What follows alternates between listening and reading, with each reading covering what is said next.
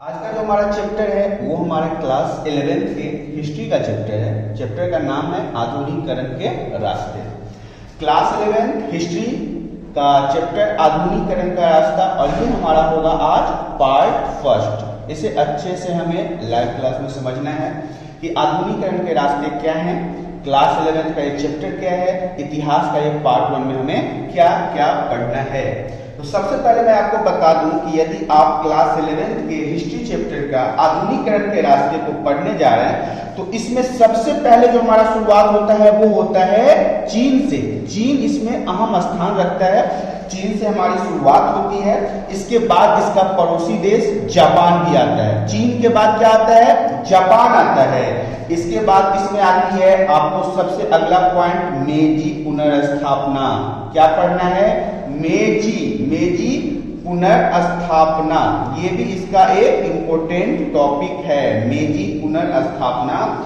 और इसके बाद जो सबसे पहला अहम टॉपिक आता है वो आता है प्रथम अफीम युद्ध। प्रथम अफीम युद्ध, ये भी इसका एक बहुत ही इंपॉर्टेंट पॉइंट है, इंपॉर्टेंट टॉपिक है जो आपको आधुनिकीकरण के रास्ते क्लास 11th हिस्ट्री के पार्ट फर्स्ट वीडियो में चीन के बारे में, जापान के बारे में, मेजी पुनर्स्थापना के बारे में और प्रथम अफीम युद्ध के बारे में पढ़ना है। इसके अलावा जो इसमें इंपॉर्टेंट पॉइंट आता है वो है सन यात। अब ये क्या है? तो सन यात जो है वो ताइवान के बारे में है। ताइवान का नाम आपने सुना होगा। अभी के समय में सबसे ज्यादा आधुनिक देश, शहर, जगह मान सकते हैं, क्योंकि ज्यादातर हमारे डिजिटल प्रोडक्ट जो है वहीं से बन के आते हैं। तो सन यात मतलब ताइवान के बारे में पढ़ना है। तो इस चैप्टर के सबसे इंपॉर्टेंट टॉपिक जो है वो है चीन के बारे में, जापान के बारे में, मेजी पुनर्स्थापना के बारे में, प्रथम विश्व युद्ध के बारे में और सन यात अर्थात ताइवान के बारे में पढ़ना है। तो ये इसे कुछ इंपॉर्टेंट टॉपिक है। तो आइए शुरुआत करेंगे अब हम इसके। अब सबसे पहला जो हमारा इंपॉर्टेंट टॉपिक है वो है हमारा चीन। जैसा कि मैंने पहले वाले पॉइंट में आपको बताया था कि चीन इसका सबसे प्रथम टॉपिक होगा, क्योंकि चीन आपको इसमें पढ़ना है। अब चीन के बारे में आइए जान लेते हैं चीन क्या है। सबसे पहले मैं आपको बता दूं कि चीन जो है एक विशालकाय द्वीप है। चीन क्या है? विशालकाय द्वीप है।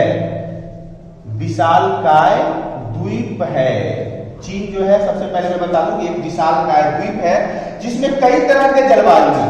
इसमें कई तरह के जलवायु है। जलवायु कहने का अर्थ है कि इसमें ठंडा, गर्मी, बसंत, बहुत ज्यादा अलग अलग मौसम के नाम से इसको आप समझिए कि इसमें अलग अलग तरह के मौसम पाए जाते हैं। जैसा कि आपको पता है कि हमारे भारत देश में भी विभिन्न प्रकार के जलवायु पाए जाते हैं। यहाँ पे समय समय पर गर्मी आती है, समय समय पर ठंड होता है, बरसात होता है, बसंत होता है। तो ये सब जो है वो विभिन्न प्रकार के जलवायु का उदाहरण है। तो चीन की जो है, पहले तो मैं आपको बता दूं कि विशालकाय द्वीप है, मतलब द्वीप है जिसमें कई तरह के जलवायु वाले क्षेत्र सम्मिलित हैं। मतलब यहाँ भी आपको गर्मी देखने को मिलेगा, ठंड, वर्षा, बसंत इत्यादि अलग अलग तरह की जलवायु आपको देखने को मिलेगा। यहाँ पे जो चीन के बारे में सबसे इंपॉर्टेंट पॉइंट है वो है इसका जातीय समूह। अब जातीय समूह की अगर बात करें तो चीन के जातीय समूह के बारे में जान लेते हैं। जातीय समूह कहने का मतलब हुआ कि चीन में कौन कौन से जाति के लोग रहते हैं। तो चीन में अगर जाति की बात करें तो सबसे प्रमुख जो है वो है हान। हान जाति जो है वो यहाँ का प्रमुख जाति है। हान कहने का मतलब है कि यह यहाँ का प्रमुख जाति है। ध्यान से समझिएगा, हान जो है यहाँ का प्रमुख जाति है। जो चीन जो है देश है वो पहले तो मैं बता दूं कि विशालकाय द्वीप है। यहाँ पे तरह तरह के जलवायु पाए जाते हैं। और इसके बाद यहाँ का जो प्रमुख जातीय समूह है वो क्या है? हान है। प्रमुख जाति समूह जो है इसका वो हान है। और इसके अगर भाषा की बात कर ली जाए, अगर इसके हम भाषा की बात करते हैं तो यहाँ पे सबसे ज्यादा चीनी भाषा बोला जाता है। क्या भाषा बोला जाता है? चीनी भाषा। यहाँ पे सबसे ज्यादा चीनी भाषा का उपयोग किया जाता है। और यहाँ के सबसे जो जाति है वो हान है और भाषा जो है वो चीनी है। अलग अलग जलवायु वाला यह देश है जहाँ पे गर्मी, ठंड, बरसात, बसंत ऋतु सभी प्रकार के मौसम पाए जाते हैं। इसके साथ चीन जो है एक विशालकाय द्वीप है। ये था हमारे चीन के बारे में कुछ वहां के बेसिक इंफॉर्मेशन। अब आइए हम कुछ आगे के बारे में जानते हैं कि चीन के कुछ विस्तृत जानकारी के बारे में जानते हैं। अगला पॉइंट जो है हमारा वो है चीन में साम्यवादी सरकार। चीन में क्या? साम्यवादी सरकार। तो सबसे पहले मैं बता दूं कि चीन में जो साम्यवादी सरकार था उसका स्थापना 1949 में हुआ था। यहाँ पे एस्टेब्लिश कब हुआ? ये एस्टेब्लिश हुआ 1949 में। इसका स्थापना जो हुआ था वो 1949 में हुआ था। ध्यान से समझिएगा कि चीन में साम्यवादी सरकार की स्थापना कब हुआ था? 1949 में इसकी स्थापना हुई थी। ये इसके लिए आपको सबसे अहम टॉपिक है कि चीन में साम्यवादी सरकार की स्थापना कब हुई। अगर आपके एग्जाम में क्वेश्चन पूछता है, यदि आपके 11th 12th में किसी भी एग्जाम में आपसे क्वेश्चन पूछता है कि चीन में साम्यवादी सरकार की स्थापना कब हुई थी, तो आप वहां पे बता सकते हैं कि एस्टेब्लिश टाइम जो इसका है वो 1949 में इसकी स्थापना हुई थी। कहां हुई थी? तो ऑफकोर्स चीन में हुई थी। चीन की सरकार है तो कहां जाएगी? चीन में ही जाएगी। चीन में ही इसकी स्थापना हुई थी। चीन में साम्यवादी सरकार की स्थापना 1949 में हुई। एस्टेब्लिश स्थापना, इंग्लिश में एस्टेब्लिश, हिंदी में स्थापना। और कहां हुई थी? चीन में हुई थी। तो इस तरह से आपका क्वेश्चन ये तैयार हो गया है। अब जो है अगला टॉपिक हमारा वो है जापान। जापान मैंने आपको बताया था कि चीन के बाद में जो पढ़ना है वो पढ़ना है जापान। तो जापान के बारे में बता दूं कि ये चीन के विपरीत है, बिल्कुल चीन के विपरीत। चीन के विपरीत। अब मैं आपको विपरीत क्यों कह रहा हूं? तो विपरीत कहने का मतलब ये है कि जैसा कि अभी मैंने आपको चीन के बारे में क्या बताया था कि वह एक द्वीप समूह है। द्वीप समूह है ना, लेकिन ये द्वीप समूह ना होके द्वीप श्रृंखला है। जापान क्या है? द्वीप श्रृंखला है। द्वीप श्रृंखला। जापान क्या है? द्वीप श्रृंखला है। जापान क्या है? द्वीप श्रृंखला है जिसके 4 बड़े बड़े द्वीप हैं। अब जापान के बारे में अगर मैं बता दूं तो इसके 4 बड़े बड़े द्वीप हैं। जापान जो है, जैसे चीन जो है द्वीप समूह है खुद ही, लेकिन अगर जापान की बात कर ले तो जापान जो है वो 4 अलग अलग द्वीप के श्रृंखलाओं से मिलकर बना हुआ है। 4 द्वीप श्रृंखला। अब आपके मन में ये प्रश्न अवश्य उठ रहा होगा कि वो 4 द्वीप श्रृंखला कौन कौन सा है। तो आइए सबसे पहले द्वीप श्रृंखला के बारे में बात कर लेते हैं। वो है होन्शु। नाम थोड़ा ध्यान समझिएगा, ये चाइना जापान के नाम में बड़ा अजीब होते हैं, होन्शु, होन्शु, लेकिन ये है होन्शु। होन्शु। दूसरे की अगर बात कर लें तो ये है क्यूशु।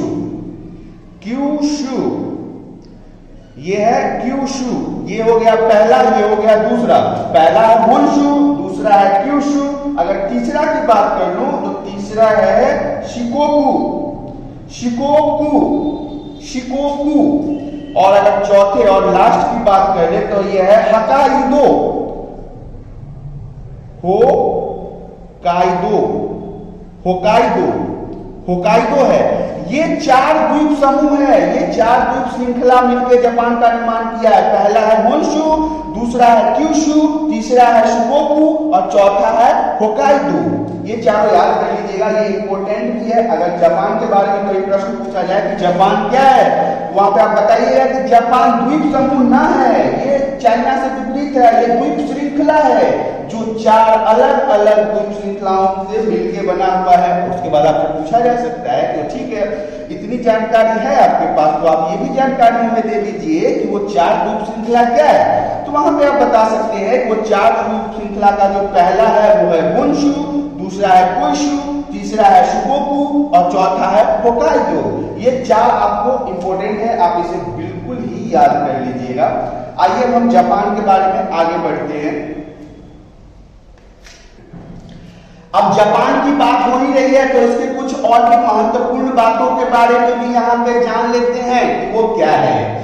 तो जापान में अभी मैंने आपको उसके द्वीप श्रृंखला के बारे में बताया, उसके 4 द्वीप श्रृंखलाओं के नाम बताया। आपको याद रखना है, पहला है होन्शु, दूसरा है कुइशु, तीसरा है शिकोकु और चौथा है होकादोई, होकादोई।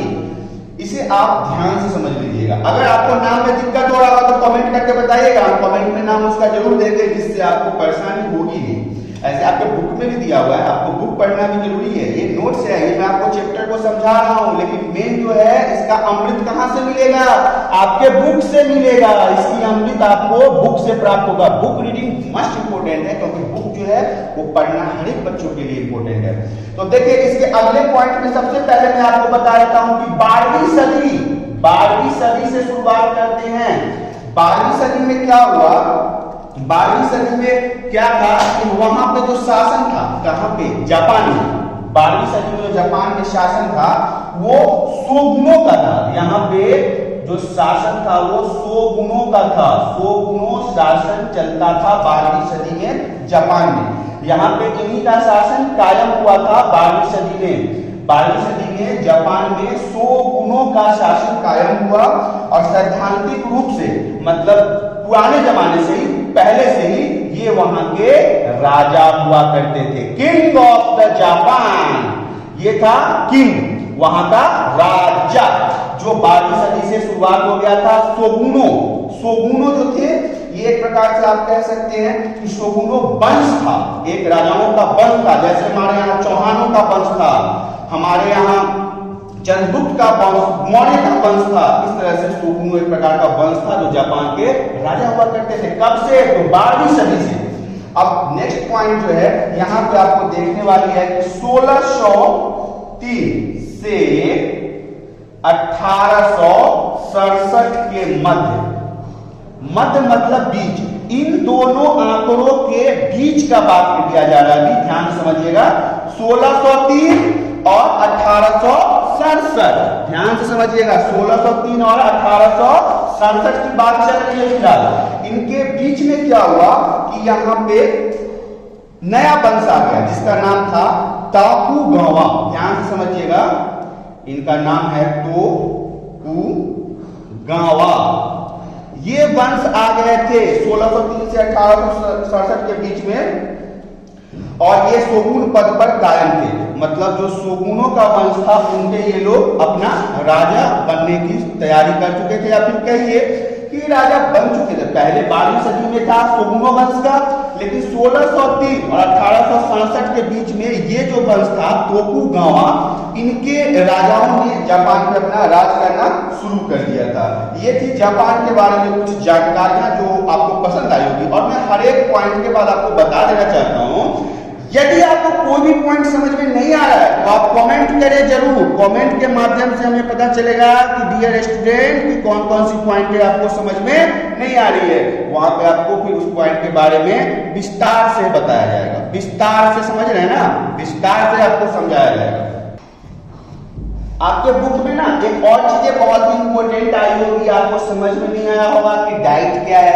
ये खाना पीना का सामान कहां से आ गया भाई हिस्ट्री में? खाना पीना, जिम, डाइट, भोजन, ये सब नहीं है। डाइट कुछ और था। डाइट का मतलब समझ लीजिए एक बार। डाइट जो है वो जापानी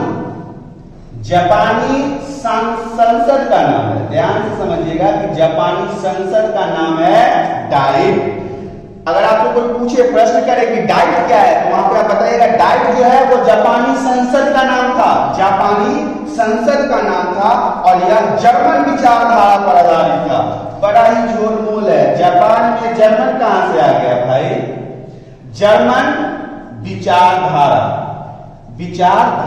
अब देखिए, विचारधारा तो कोई भी किसी का मान सकता है।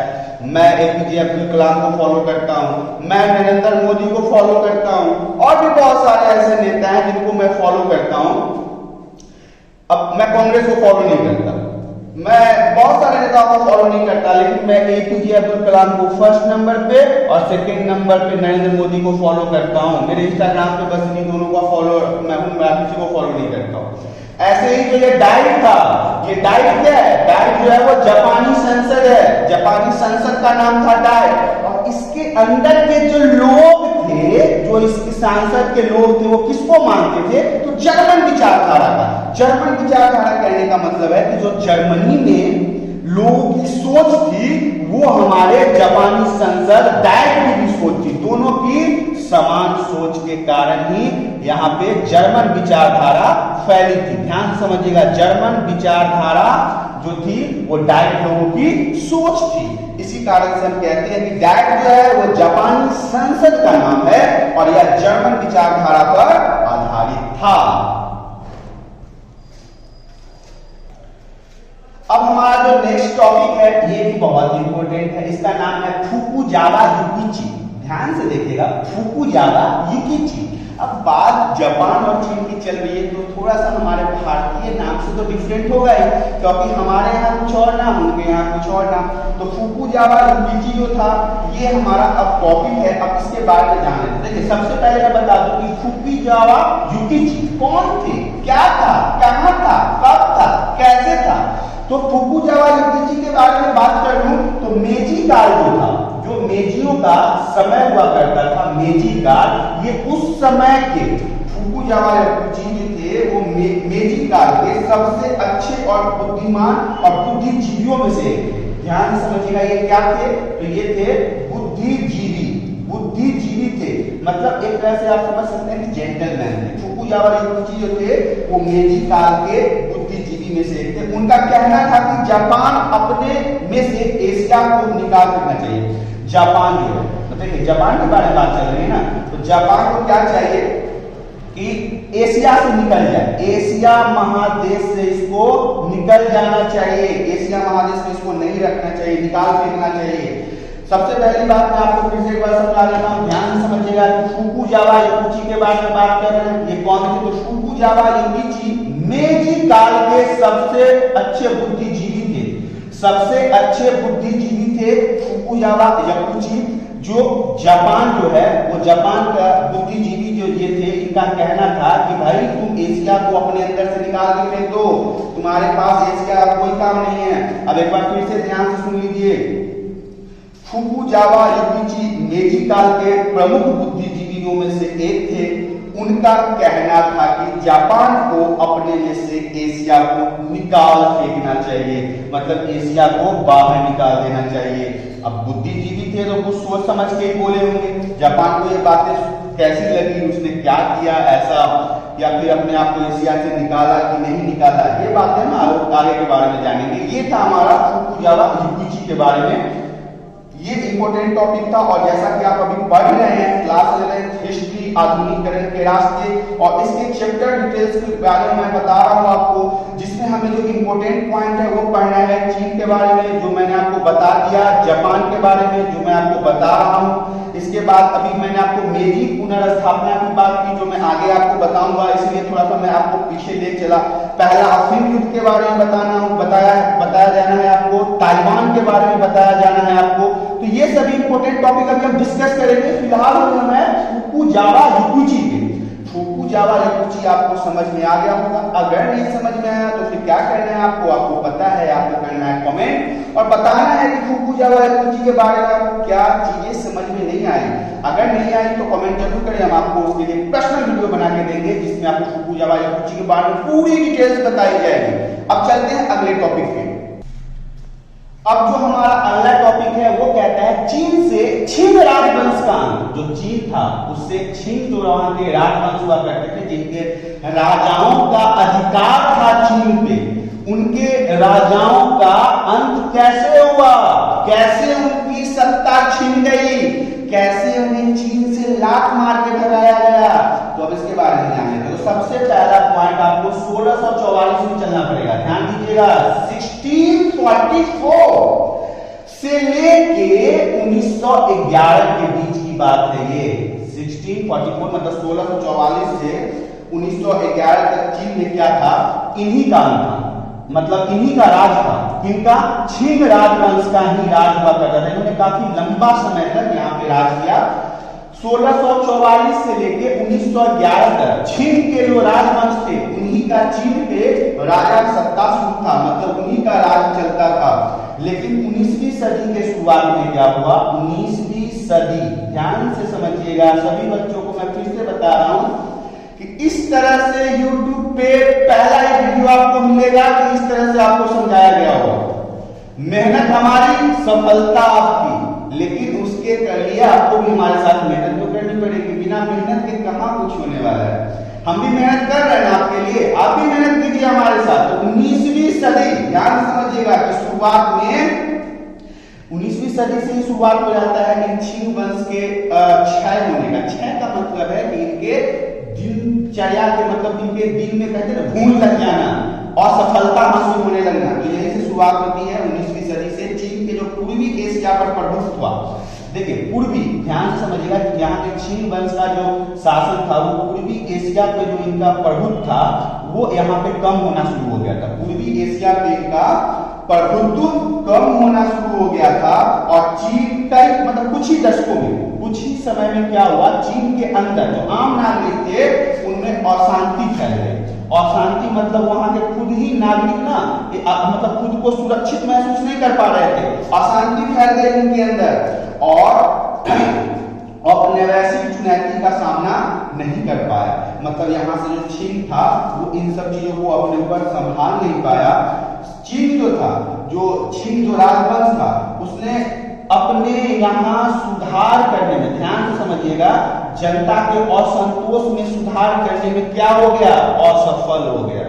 यहाँ पे जो चीन के राजा थे वो जनता के असंतोष को, उनकी अशांति को, उनकी कठिनाई को, उनकी परेशानी को शांत करने में असफल हो गए, वो सफल नहीं हो पाए। और इसी कारण से क्या हुआ कि चीन का जो राजवंश था उस समय, चीन के जो राजा के अंतर्गत जो भी जगह आता था उसमें गृह युद्ध छिड़ गया। गृह युद्ध समझते हैं? गृह युद्ध का मतलब होता है कि एक ही लोग आपस में ही एक दूसरे के साथ मार काट, डंडा, हथौड़ी, लाठी, गाली, गलौज, केस, मुकदमा सब शुरू कर देते हैं। उसी को हम कहते हैं गृह युद्ध। मतलब घर में ही लड़ाइयां छिड़ गई इनकी। राजवंश के जो राजा थे वो अपनी जनता को संभाल नहीं पाए, जिस कारण से पूरा इनका जो राजवंश था, इनके अंदर जो शासन हुआ करता था वो इन गृह युद्ध के लपेटों में आ गया, लपेटों में आ गया। और इनके बाद क्या हुआ कि ये जो छिंग राजवंश थे इनका नियंत्रण भी यहां से खो गया। ध्यान समझिएगा, किन कारणों से छिंग वंश का नियंत्रण खो गया। तो सबसे पहले बता दूं कि 1644 से 1911 तक छिंग वंश का राज था चीन में। ध्यान से समझिएगा, चीन में इन्हीं का राज था। लेकिन 19वीं सदी के शुरुआत में पूर्वी एशिया जो था उनसे इसका जो कमान था छिंग वंश का वो कमजोर होता गया और कुछ ही समय में, कुछ ही दशकों में वहां पे अशांति फैल गई, असफलता होने लगी, लोगों के मन में खुद ही असुरक्षित फील होने लगा कि मैं एक ऐसे राजा के अंदर हूं जहां पे मैं सुरक्षित नहीं हूं। इसके बाद क्या हुआ, कुछ ही समय में वहां पे गृह युद्ध छिड़ गया और गृह युद्ध में उनका पूरा मतलब नियंत्रण वाला क्षेत्र जो था वो लपेटे में आ गया। उसके बाद उनका नियंत्रण अपने राज्य पर से चलता चला गया और वो उनका राजवंश का अंत हो गया। इस प्रकार से आपने देखा कि चीन से छिंग राजवंश का अंत कैसे हुआ। आज के लिए इतना ही था। अब मैं आप सभी को बताना चाहता हूं कि यदि आप हमारे चैनल पर आज पहली बार आए तो चैनल को सब्सक्राइब करें, वीडियो पसंद आया तो वीडियो को लाइक करें। आज के लिए इतना ही, धन्यवाद।